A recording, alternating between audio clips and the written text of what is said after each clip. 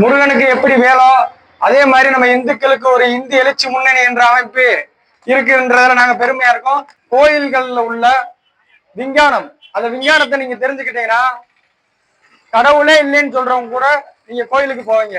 கோயில் ஆகம விதிப்படி அமைக்கப்பட்டிருக்கு. மின்காந்த சக்தி அதிகமா இருக்கிற இடத்துலதான் நம்ம கோவிலை அமைப்பாங்க.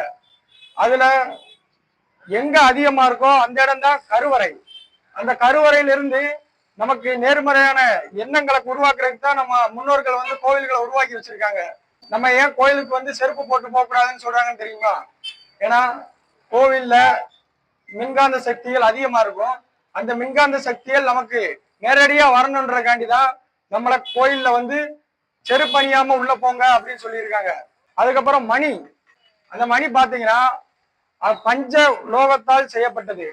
அந்த பஞ்சலோகத்துல இருக்கிற மணி ஓசை நம்மளோட மூளையில இடது மூளை வடது மூளைன்னு ரெண்டு மூளைகள் இருக்கும்.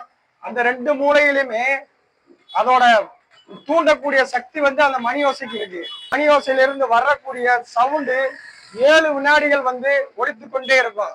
அந்த 7 வினாடிகள் என்ன செய்யும்னா நம்மளோட உடம்புல இருக்கிற 7 சக்கரங்களையும் தூண்டக்கூடிய சக்தி படைத்தது நம்மளுடைய கோவில்ல இருக்கிற மணி.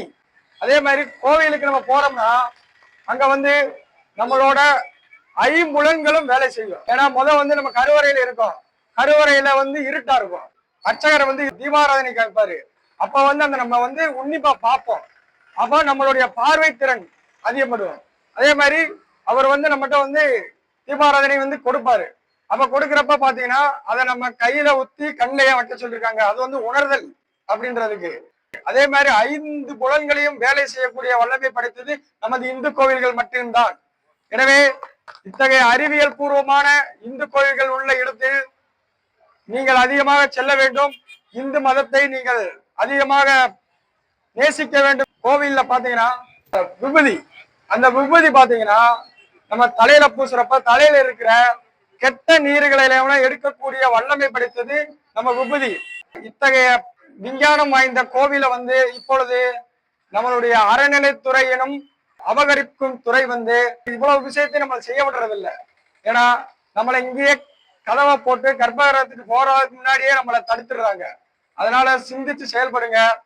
நம்மளுடைய அறநிலைத்துறை எனும் அபகரிப்பு துறையை எப்பொழுது வெளியேற்றமோ அப்பத்தே நம்மளோட இந்து மதம் இந்துக்களோட பெருமை பறைசாற்றும் என கூறி வாய்ப்பளித்தமைக்கு நன்றி கூறி விடைபெறுகிறேன். நன்றி, வணக்கம்.